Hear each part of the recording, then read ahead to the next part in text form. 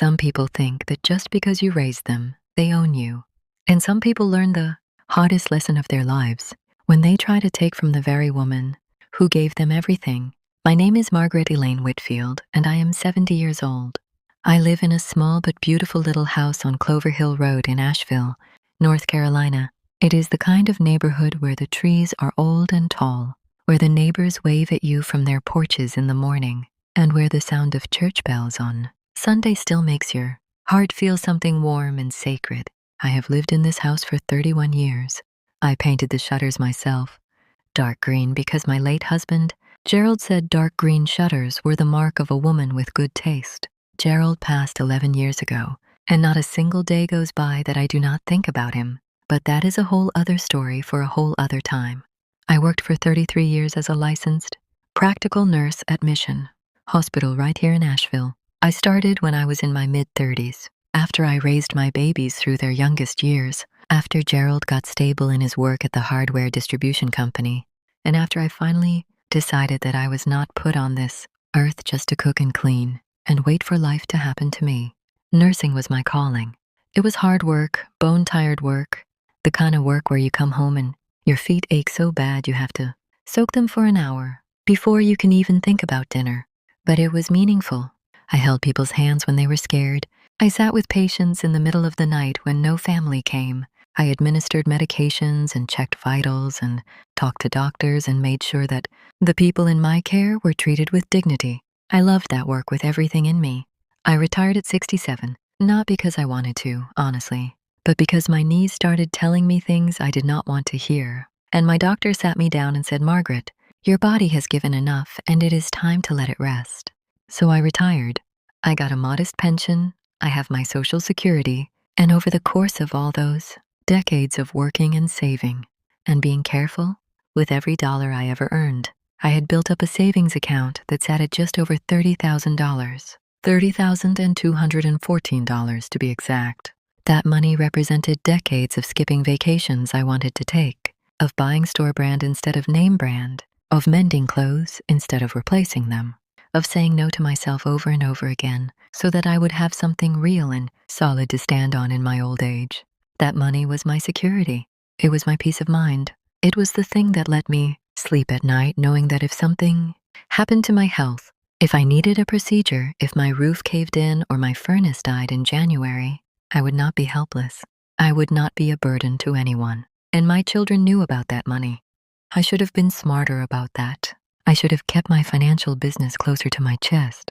But I am a mother, and mothers talk to their children, and I had always been the kind of mother who believed in honesty and openness. I believed in raising children who knew the value of money because they understood where it came from and how hard you had to work to get it.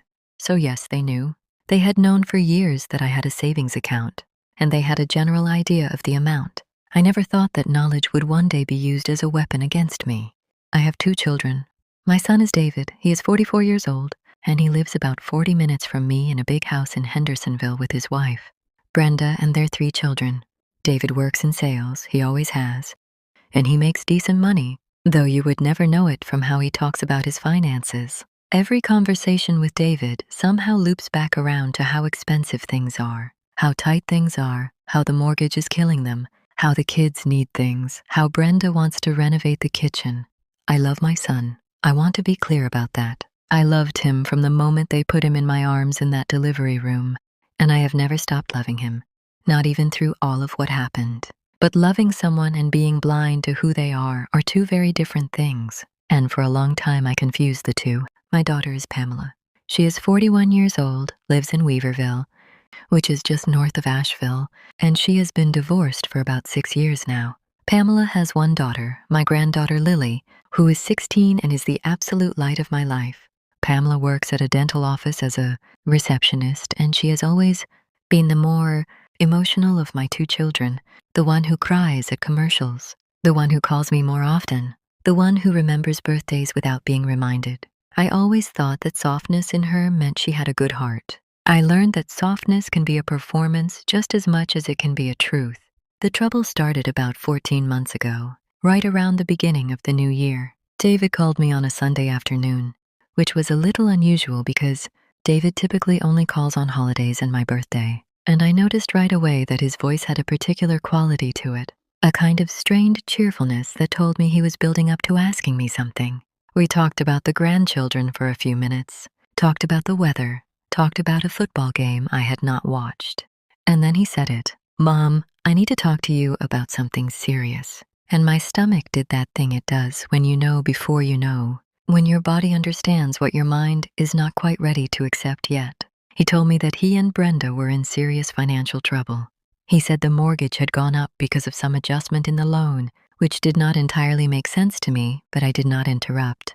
He said one of the kids needed dental surgery that insurance was not covering fully. He said his car had needed major repairs. He said things had just piled up and he was drowning. Mom, he was really drowning. And he needed help. He needed to borrow $20,000 from my savings account. He said borrow. He emphasized that word very carefully. He said, "I will pay you back every penny. Mom, I promise you on everything. I will have it back to you within 2 years." He had a whole plan worked out. He said he just needed the breathing room, just needed to get his head above water, and then everything would be fine. I sat in my armchair by the window and I listened to all of it. I asked questions. I tried to understand.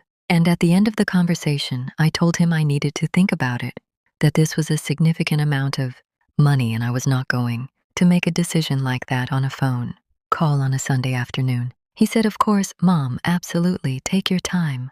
But his voice was tight when he said it, like take your time was not really what he meant at all.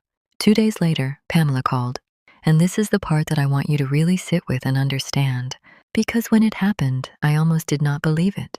Pamela called me and she went through a very similar opening, the small talk, the warmth, the "how are you feeling, Mom? How are your knees?"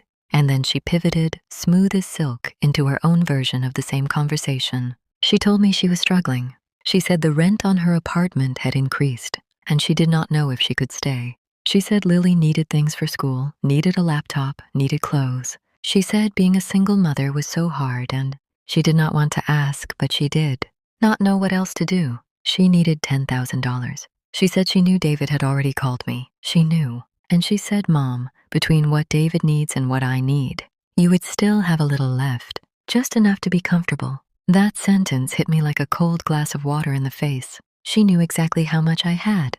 She knew exactly what David had asked for. She had done the math before she ever picked up the phone. 20,000 to David, 10,000 to Pamela, 30,000 gone, and I would have $214 and whatever came in from my pension and Social Security each month.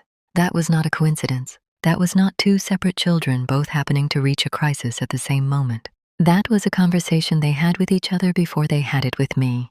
That was a plan. I did not let on that I had figured it out. I am 70 years old and I have been reading people for 7 decades. And one of the great advantages of being underestimated is that people tell on themselves when they think you are not sharp enough to notice. I told Pamela the same thing I told David. "I need to think about it, baby. Let me sit with this." She said, "Of course, Mom, whatever you need. Take all the time in the world." And I could hear the confidence in her voice, the certainty that this was already settled, that the outcome was not really in question. I spent the next week thinking, not about whether to give them the money. I had already made a decision about that. I spent the week observing. I called David back a few days after his call, and I said I had some more questions. I wanted to understand the situation better. I asked him to send me some documentation, just so I could understand the mortgage statement, the car repair receipt, the dental estimate, just to have a clearer picture. There was a pause on his end that lasted a beat too long. He said, "Mom, I don't really think that's necessary." I said, "David, I am 70 years old, and this is $30,000 of my life savings, and I would feel more comfortable with a little documentation." He got short with me. He said he was not applying for a loan at a bank, he was talking to his mother. He said he thought I trusted him. That word, trusted, delivered like an accusation, like asking for basic information was an act of betrayal. That told me everything. I also called my neighbor and dear friend Constance, who is 73 and sharp as a tack and has known me for 25 years. I told Constance what was happening and she listened without interrupting, which is one of the many things I love about her. And when I finished, she was quiet for a moment, and then she said, "Margaret, do you remember what you told me when my own son tried to borrow money from me back in 2019. I said I did not remember exactly. She said, "You told me that when a grown child comes to a parent with a plan already worked out, they are not asking, they are expecting." And she was right. I had said that, and now I needed to take my own advice. I also did some quiet investigating on my own. David and Brenda had taken a trip to Myrtle Beach in October, about 3 months before David called me in financial crisis. I had seen the pictures on social media. A nice hotel, the kind with a pool that overlooks the ocean. Restaurants that were not cheap. They had also bought a new living room set sometime in the fall because Brenda had mentioned it on a call and I had seen a photo on Pamela's page. None of that is a crime. People go on trips and buy furniture. But it was inconsistent with the image of a family drowning in debt that my son had painted for me. Pamela's situation was a little different. She genuinely was in a one-income household raising a teenager. And I had sympathy for that. But when I thought about it carefully, I realized that Pamela had never before been in the kind of crisis that required $10,000.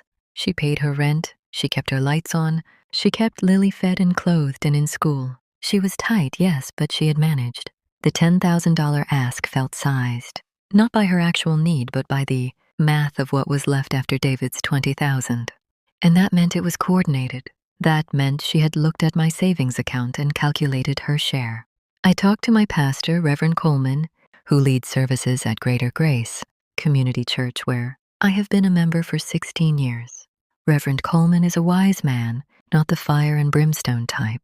The kind of pastor who sits with you in the hard places and helps you see clearly. I sat with him in his office on a Tuesday afternoon and I laid it all out. He listened with the same patience he brings to everything.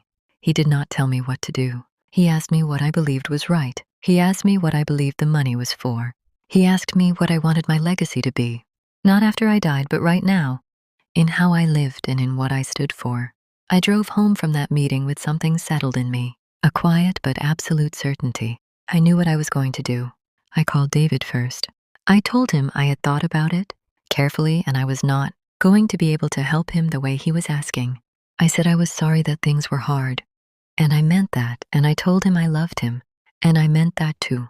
But I said that $30,000 was my security. It was my medical safety net, and I was not in a position to put myself in financial vulnerability. At 70 years old, I said if he had specific smaller needs that I could help with, maybe a few $100s here or there, I would try my best. I said I hoped he understood. He did not understand. The warmth in his voice evaporated like water on hot pavement. He said I was being selfish. That word from my son, about the money I had spent my entire working life saving for my own old age. He said that family helps family, and he could not believe I was sitting on $30,000 while his family was struggling. I said, David, I spent 33 years on my feet in a hospital to save that money, and it is mine, and I'm allowed to keep it. He said, fine, just fine. And he ended the call. Pamela's call was harder because Pamela cried.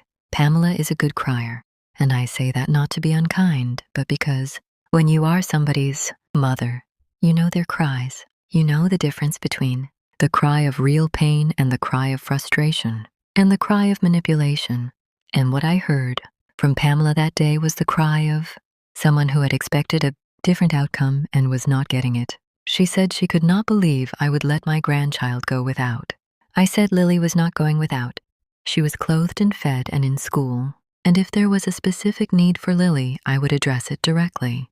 I would buy the laptop, I would buy the school supplies, I would take Lily shopping, but I was not handing over $10,000. She said she could not believe how cold I had become. She said Dad would be ashamed of me. That one cut deep, I will not pretend it did not. Gerald has been gone 11 years, and she reached into his memory and used it as a blade. I was quiet for a moment after she said that, and then I said I had to go, and I hung up. For about 2 weeks after those calls, I was in a dark place. Not because I doubted my decision, I did not, but because rejection hurts no matter which direction it goes. When your children pull away from you, when they make you feel like the villain of a story you did not write, when they choose anger over understanding, that pain does not care how right you were. I cried some nights. I prayed a lot. Constance came over and we drank tea and she let me talk, and sometimes she just sat with me in the quiet, which was its own kind of medicine. Then something happened that moved everything into a completely different territory. About 3 weeks after my calls with David and Pamela, I got a call from my bank.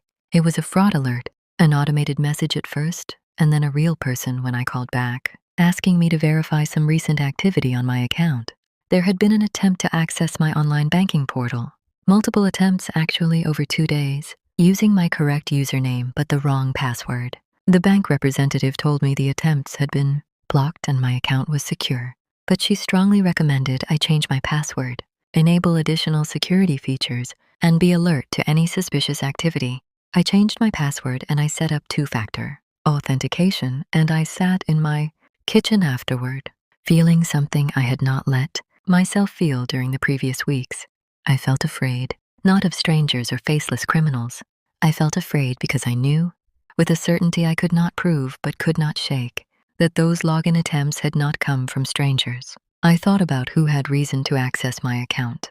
I thought about who knew my bank, who had possibly seen statements or account information at some point over the years when I had been trusting and open in ways that now felt foolish. I thought about a Christmas 3 years ago when David had helped me set up online banking on my new tablet because I could not figure it out, and he had sat right next to me while I created my login and my original password. I thought about Pamela, who had come with me to the bank once when I opened a CD that eventually matured into the savings account, and who had been present for conversations about the account over the years. I called a trusted friend who works in banking, not at my bank, but in the industry, and I described the situation without naming anyone. He told me that account takeover attempts where someone already knows the username are often inside attempts. People close to the account holder who are trying to guess or remember a password. He said if I suspected anyone specific, I should be very careful about shared information going forward and should consider whether any legal protective measures were appropriate. I did not go to the police. I want to be honest about that. I could not prove anything, and they were my children. And even in the middle of my fear and my fury, I could not bring myself to make that call. But I went back to my bank in person, and I sat down with a representative, and I went through every security measure available. I made it so that any transaction over $500 would require a phone call, verification from me personally. I added a verbal security phrase. I changed everything that could be changed. And then I sat with my feelings for a while and I let myself understand what I was dealing with. My children had asked me for my savings. When I said no, they had apparently decided they might try to take it another way. That is who I was dealing with. That is the truth I had to look at directly and not look away from. I want to be very careful here because I am a woman of faith, and I believe in grace, and I believe in second chances, and I believe in the complexity of human beings. I do not think my children are purely evil. I think they are people who let greed override love, who talked each other into something until they convinced themselves it was reasonable, who reached a place where they were willing to justify the unjustifiable. People do that. Good people do that sometimes. People who were raised right and loved well and knew better. Knowing better does not always stop you from doing wrong. I know that, but understanding it does not mean accepting it. So I made my decision. I called Reverend Coleman and I told him I wanted to make a donation to the church. He asked what I had in mind and I told him. I wanted to donate $25,000. He was quiet for a moment and then he asked if I was sure, and I said I had never been more sure of anything since the day I married Gerald. I told him I wanted it to go toward the church's building fund, which had been struggling to raise money for a new roof and a renovation of the fellowship hall where so many community meals and programs happened. I told him I also wanted a portion to go to the food pantry the church ran on Thursday afternoons. Reverend Coleman said he would have to discuss it with the deacon board, but that he believed they would receive the gift with gratitude and that it would make an enormous difference. The board approved it within a week. I went to the bank on a Thursday morning. It was a clear day, cold but bright, that particular February light that makes everything look a little more defined than usual, like the world has been outlined in pencil. I sat down with my representative, the same one I had worked with on the security measures, and I told her what I wanted to do. She did not ask questions. She helped me execute the transfer and she handed me the receipt and I folded it and put it in my purse and I walked out of that bank and sat in my car for a few minutes before driving anywhere. I felt light. I want you to understand that. Not empty, not sad, not regretful, light. like I had been carrying something heavy for a very long time, and I had set it down. That money had become a source of anxiety the moment I understood what my children were willing to do for it. It had stopped feeling like security and started feeling like a target. Giving it to the church turned it back into what money is supposed to be, a tool for doing something meaningful in the world. I kept $5,000 in the account plus my regular income from pension and Social Security. I am not reckless. I still have what I need to live comfortably and handle modest, unexpected expenses. But the $30,000, the bulk of what my children had tried to reach, was gone from my account and placed into something that would feed hungry people and fix a roof that the whole community used. I did not call my children to tell them. I want to be clear about that. I did not do this to punish them or to rub it in. I did it because it was the right thing to do with money that I had earned and saved, and that was mine to use as I saw fit. But I also was not going to pretend it did not have anything to do with them, because it did. Their actions changed how I felt about that money. Their actions made me think hard about what I wanted my life to mean and who I wanted to be and where I wanted my resources to go. They did not cause the donation. My own heart and my own faith and my own will caused the donation. But they created the circumstances that made me really look at what mattered most to me. Word got around, as it does in a church community. It always does. Some of the deacons called me personally to thank me. A few ladies from my Sunday school class stopped me after service the following week with hugs that lasted a little longer than usual. Reverend Coleman announced a gift to the congregation. He did not say the amount, just that a generous member of the church family had made a significant contribution to the building fund and the food pantry, and he asked for a moment of prayer and gratitude. I sat in my usual pew and I felt Gerald next to me, which is something that happens sometimes in that church. A warmth and a nearness that I cannot explain and do not try to. David found out through Pamela, who found out through someone at church whose cousin attended our congregation. Because Asheville is not as big as people think and communities overlap. David called me in a state that I can only describe as incandescent. He was not yelling, but his voice had that controlled quality that is sometimes more frightening than yelling. That tight measured fury that means someone is holding back the full force of what they feel. He said he could not believe I had given $30,000 to a church when my own children were struggling. I said, David, you are not struggling. You went to Myrtle Beach in October and you bought new living room furniture. He did not answer that. He said I was vindictive. I said I was a woman who spent 33 years saving her own money, and I gave it where I believed it would do the most good. He said he was done and he hung up. Pamela sent me a long text message. It went on for a while, several paragraphs, and it hit all the notes you might expect. That I was selfish, that I was spiteful, that I had chosen a building over my own grandchildren, that she could not believe the woman who raised her would behave this way, that she needed time and space. I read it once, put the phone down, made myself a cup of chamomile tea, picked the phone back up, and read it once more.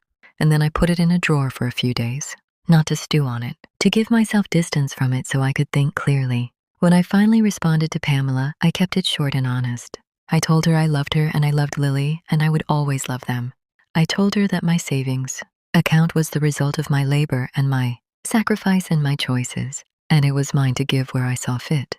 I told her I had not donated the money to hurt her, but I also was not going to pretend that what had happened between us had not happened. I told her I hoped that one day we could talk about all of it honestly and begin to repair things, but that was going to require some honesty on her part about the phone calls she made and what she and David had discussed before making it.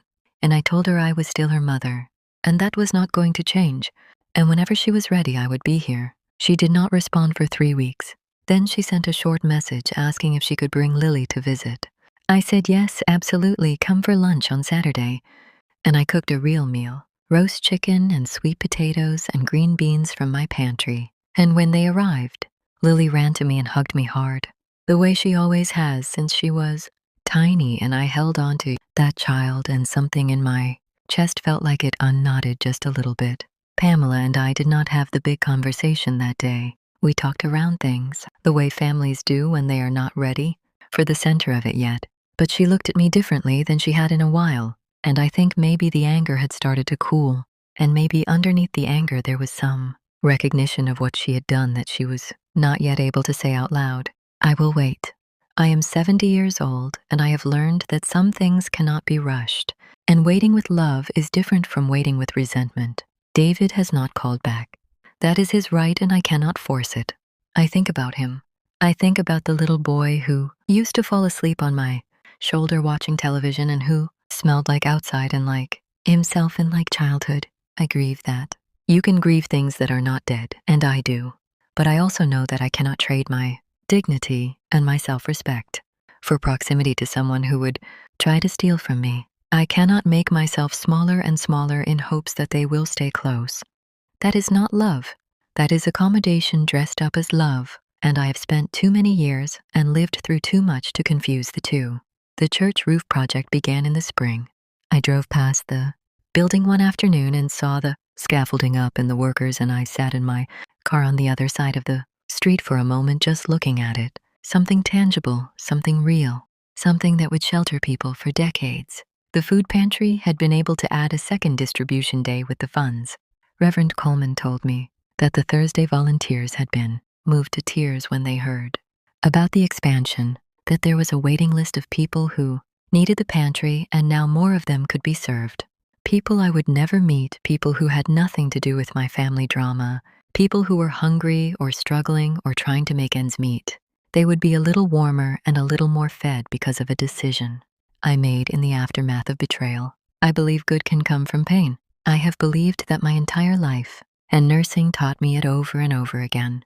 Watching people come through, suffering into something they could not have reached any other way. I do not think my children betraying me was part of some divine plan. I do not think God arranged for my son and daughter to scheme against me so I would donate money to the church. That is not how I understand faith. But I do believe that what we do in response to pain is a choice, and that the choice matters, and that we get to decide whether pain makes us contract or expand. I decided to expand. I decided to take the money that had become a source of fear and bitterness and transform it into something that pointed outward toward other people. I am still here on Clover Hill Road.